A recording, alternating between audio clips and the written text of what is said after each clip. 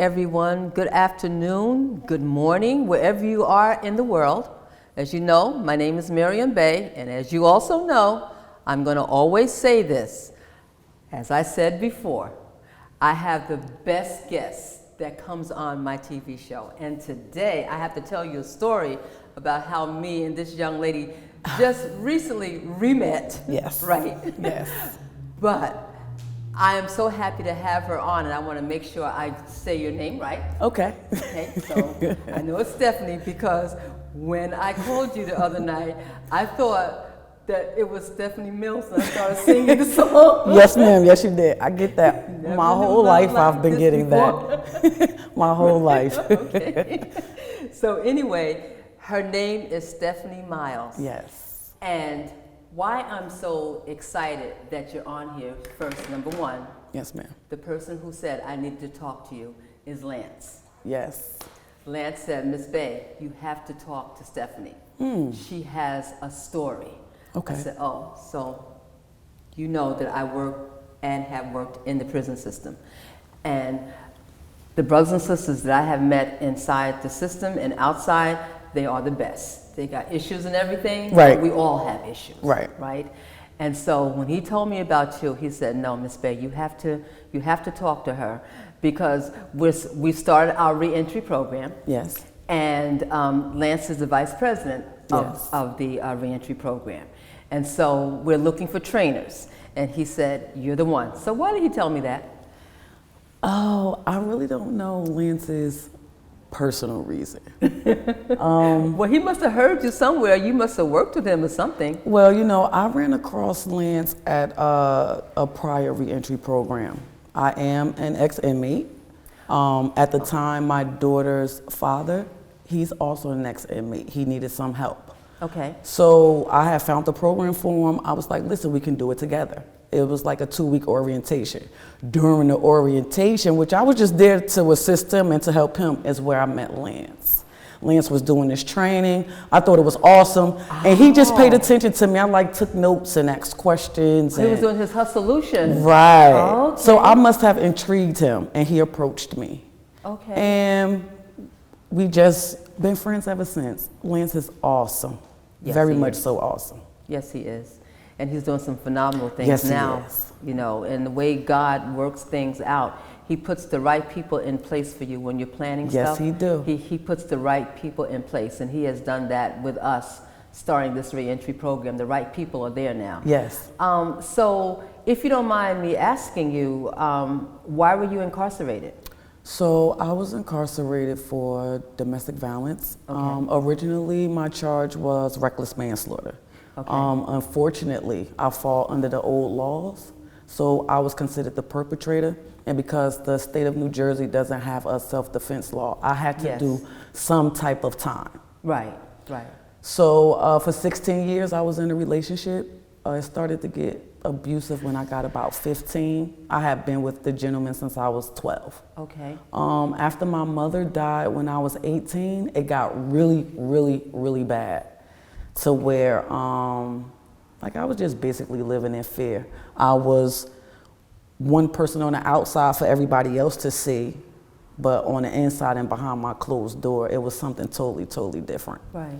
One particular night, I had my newborn baby and my 11-year-old. We were in the house. The children's father was not supposed to be there, but unfortunately he had forced himself into my home again. He was just bugging out that day, Miss Bay. He seemed really off. Later on that night, I kind of just ignored it. And usually I would just pack the kids up and I would leave. But this particular day I said, I am not. I am not packing my children up. I am not leaving my home. I am not doing that today.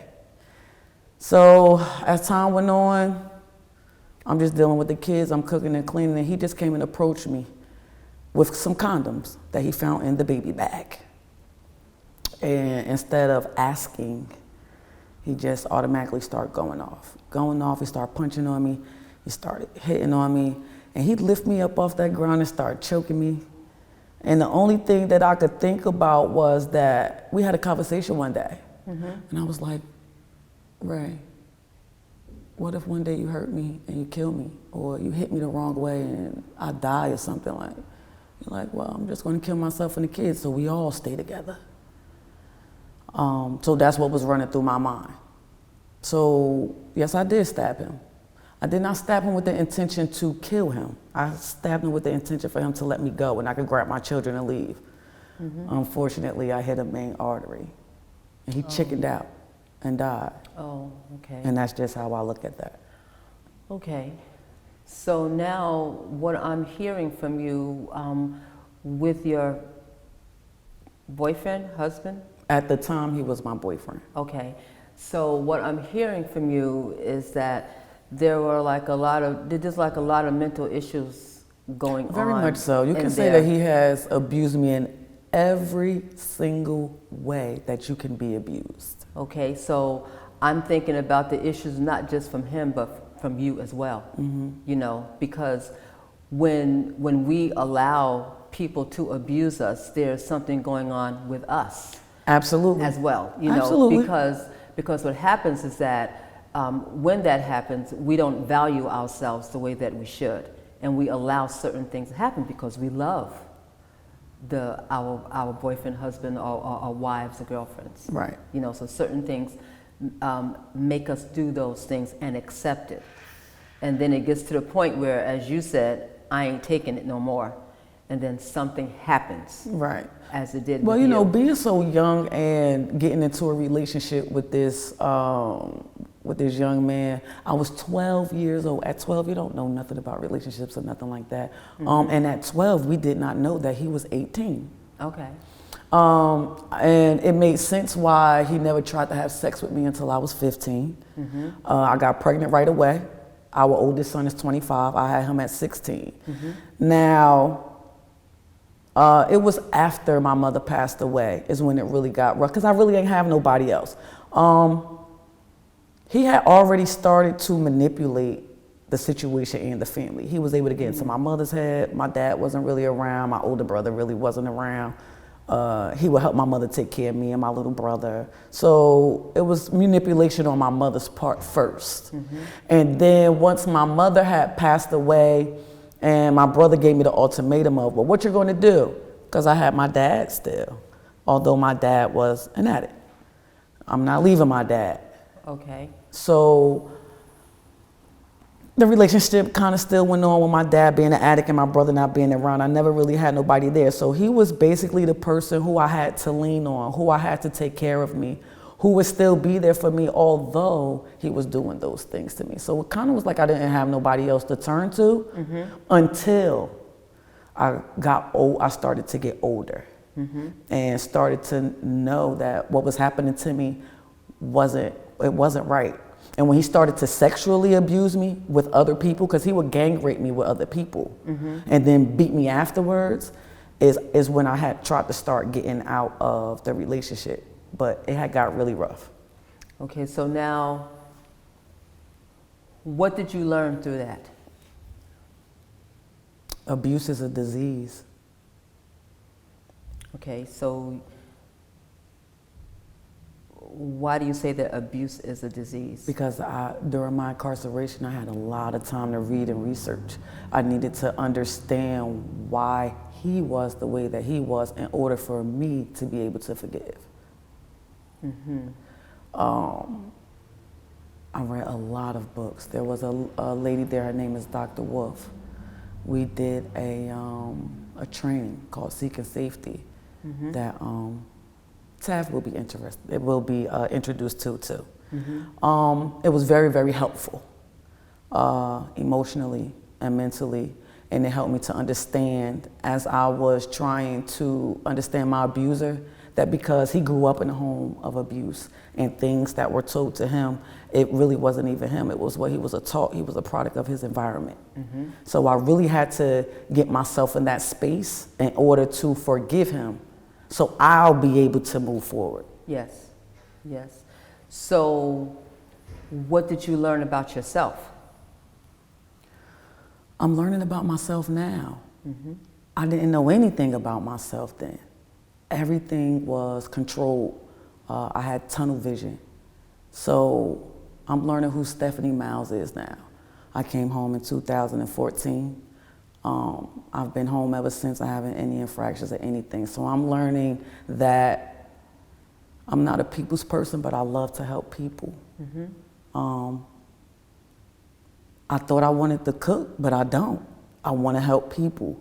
I want to be able to help men, women, children who has been abused, who is in situations they can't get out of. I want to be able to be resourceful. So I'm still just learning me. So while you were incarcerated, you said that you read a lot of books. Did you go to school or anything like that? Yes, I did. Okay. So I did go without a high school diploma. Now, one thing that I didn't go to jail to be, I wasn't there to be sleeping with no girls and be doing all of this, right? And that's not what I was there for. I was there to do my time. Yes. So I decided to get my GED. I got my high school diploma while I was incarcerated. I also went to college while I was incarcerated, and I came home with a business associate's degree. I had started to go for social and human services, but life showed up after I came home. So my college is on a halt. But yes, I did come home with plenty of certificates. I have a certificate to mentor, and my high school diploma, and my associate's degree. Yes, I do. Okay, well then, that's a congratulations. Thank you. You know, because when a person is abused, no matter how the abuse is, it leaves marks, you know, physical marks on you. And how we get rid of it has to do, well, you know, it's a process. Right? Because it doesn't happen overnight. Not at all. Because the abuse wasn't just overnight. Not at all. And so it takes a while. I remember this brother, we had gone for lunch one day. This is a couple years ago, and he was a Vietnam vet. And so I was asking him about what happened to him while he was in Vietnam. And so he started telling me everything that he went through, right? And he stopped while he was talking. He said, you know, this is amazing. I said, why? Well, why do you say that? He said, because I'm telling you this now and I'm not crying. He said it took him years if he had talked to me like a couple of years prior, he would be crying. Right. And at this time that we talked, he wasn't, so he knew that he had healed from it. Absolutely. You know, so the healing process takes a while. The healing process takes a lot of time.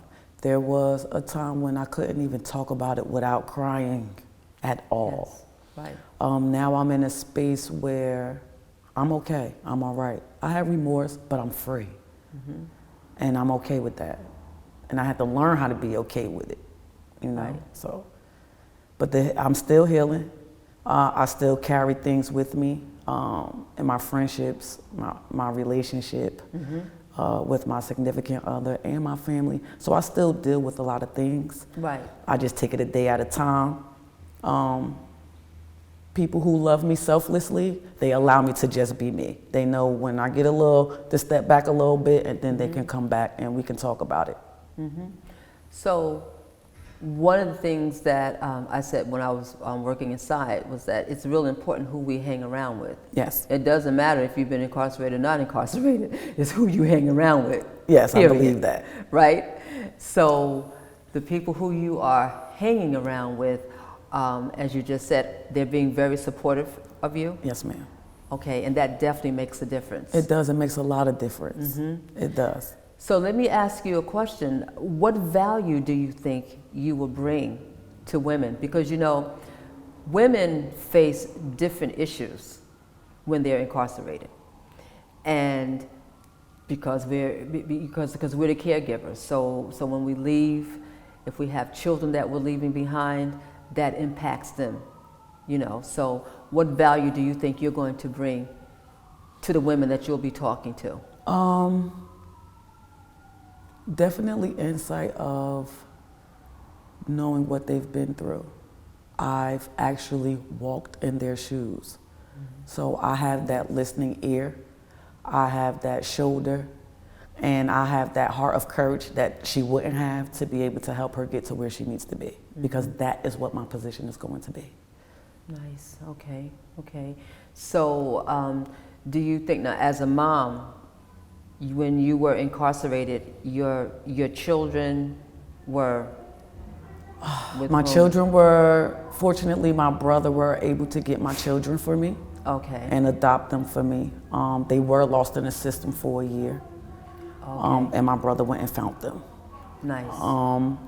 My youngest is still with my brother, actually. Okay. It's just something that we agreed on. Yes, that's nice. My oldest he aged out, but Okay. when I did come home, I did bring him home with me while I was on parole and let him finish high school and stuff like that. Because, you know, he had been with me the longest anyway before I had got locked up. He was 11. Okay. My youngest son was a newborn. So if it wasn't for my brother, he wouldn't even know me. No, okay. You know, Okay. so with my brother having the children and coming to visit, and my oldest writing, and then transitioning back home, and my brother allowing me to be in their life, it's okay. But it's still hard because the children get days when they want to hold it against you, you know, and they want to fuss and they want to fight and they're angry and. Well, you know why I'm laughing? Because you don't have to have been incarcerated for your children to get angry at you and blame you, because I've gone through the same No, thing. you don't. But that is why I go through it. I don't Okay. get the simple, oh, Mom, because you won't let me do this, so I can't go here. I get the, oh, but you left me. You wasn't there for me. I don't know my father. That's the things that I go through. Yeah, that's they're trying to make you feel guilty. Absolutely, and I Right. don't, and I don't have no plans on to. And that makes them mad. And they'll be okay. Right. Okay. So, so now, do you see yourself? You said you have your business administration degree. Yes. Okay. Do you see yourself taking that further? Well, like I said, I wanted to cook. I think as far as with the business, I want to do my food truck. I really always wanted to do my food truck because I wanted to turn my food truck into, what's the right word that I'm looking for? Almost like a safe zone still for people who's going through domestic violence, where you could come to my truck and order a sandwich and I know that you need help. Oh, I see what you're saying. Okay.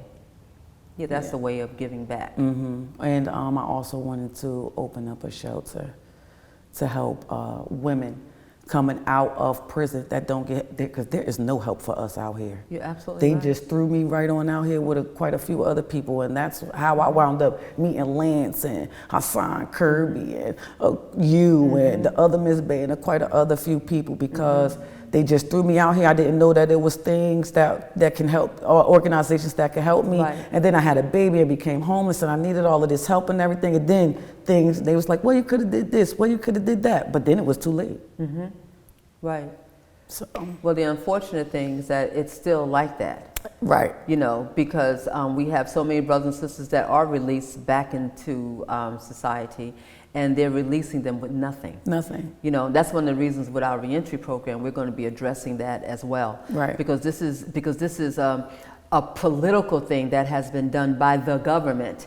Because if you know that you're going to be releasing a certain number of people, you should make sure, for sure, that they have some place to live. Absolutely. For sure. Absolutely. You know, and the money is following them anyway, you know, so make sure they have, because if you don't have a place to stay, that makes you so unstable. It does. And so afraid. And then what happens is, like, some of them, they'll start go living into the to survive. hospital and just stay in the hospital for a while, so they'll have some place to stay. And then the next thing you know, they will recommit a crime just to go back, Yes. you know, to prison, you know. So I fault the government a lot for doing that, because I like agree. I said, they know how many people are being released. Absolutely. So, and they should make sure that if we don't have any place for you to stay, we can't release you until we get that. I agree. You know, or the organizations that are out here, they should help to make sure that they have Right. some I place believe to stay. that the organizations out here should have more people Especially who if they're are getting money. helping and fighting for you know, people transitioning back into society to get help. That is the main thing. Right. Housing. I won't even really say too much jobs. It's housing. You have to have That's place. the main Exactly. thing. Exactly. And like you Yes. said, when you can't find housing, you start getting uncomfortable, you go back into your old ways. Or you stay out in the streets. And then, because it's about surviving, you have to Yes. go back into survival mode. Right. I spoke at the council meeting a couple of weeks ago on housing because the majority of the clients that was coming to me, whether they were incarcerated or not incarcerated, but more of them had been incarcerated, they had no place to live. No place to go. And so my thing is like, with all these social agencies and with the money that these agencies are getting, where is that money going if it's for housing? And so I had to, I said that at a council meeting. I want to know where's the money? Because these brothers and sisters are coming to me and I can't help them because when I call all these agencies that have been given money to help people, they tell me they don't have any money and they won't have any until next year. So what are these brothers and sisters supposed to do? That's terrible. So that's why it's important for us to be advocates, not just to have a program, but also to become advocates. A voice, absolutely. As far as like, okay, you are giving us a certain amount of money for this. So let's make sure that is used for that. That is used for that. Absolutely. Not to create a job for a friend who don't know anything, okay, but to use it for the people who actually need it. Yes, ma'am. So that's something that we have to definitely do. I definitely agree with that. And I think it's important too for, I call brothers and sisters who come home and they're successful a testimony of success. Like Lance is a testimony of success. Yes, he is. Isn't he awesome? Yes, he is so awesome. Yes, he is. You are a testimony of success because you survived what you went through, okay? And brothers and sisters need to see that. And I remember when I was working inside, I would always bring in brothers and sisters who were successful, so that the brothers and sisters who were inside could say, oh, he did it, I could do it too. She did it, I could do it too. Because as you said earlier, you walked in their shoes. Right. So this is why I want to do it, because I didn't do it in the beginning of the show. Okay. I got a quote for you. Okay. As I had for the other brother. So this quote for you is, we may encounter many defeats, but we must not be defeated. Absolutely. And that is by Maya Angelou. I like that. And when I talked to you, was it last night or night before last? The night before, yes. I said, oh, okay, I got to find a quote that will fit her. And that's what I thought, because they'll see what happens to us in life. And I don't like just saying brothers and sisters who are incarcerated. Right. Because we all go through things. Right. Okay, and a lot of things that we all go through, it's similar. Okay. But what we do in a lot of cases is when we go through things and it becomes difficult, a lot of times we become defeated. Yes. And then we fall down. Yes. We don't get back up, right? And so I like to look at it as a setup for a comeback, because all the challenges that we go through, it helps us to become who we are. I agree. And now with you doing what you're doing, you're going to be able to help a lot of sisters. I am so excited. Not just sisters that's been incarcerated, right, but just sisters, period. Yeah. And that is going to make them want to do more, not just for their family, but for their community as well, because of your experiences. See, our experiences is not just for us. Right. It is for other people, so that they could see. Absolutely. What we're doing. We all become testimonies of success. When someone say, "Oh, she did that," okay, because see, I dropped out of high school in the 12th grade. I got pregnant at the first time. Okay. Okay. So I dropped out in the 12th grade. Okay. Right? And so then I got married and had my children and everything. But I went back to get my high school diploma. Right. And I got 2 degrees. Oh, so wonderful. when I have young women coming to me and start telling me, "Oh, Miss Bay, it's the baby daddy," I said, "No, it ain't you, it's you." Because what you're doing is using that as an excuse why you don't have your high school diploma. You're going to blame your baby daddy or your husband for, no, it's how badly you want it that makes the difference. You see, so I have what I have because that's what I wanted. And you got to put that work in. Yeah, you to make it definitely happen. do. Absolutely. You know, Absolutely. and so you've done all of that. And so having women who have been abused, listening to a sister who came through all of that, it's going to help them a lot. That's what I'm here to do. Mm-hmm.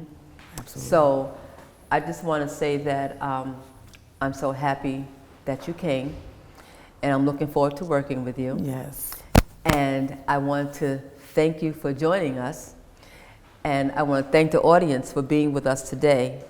And I'm hoping that you enjoyed my interview with Stephanie as much as I have. Thank you and have a great day. Thank you.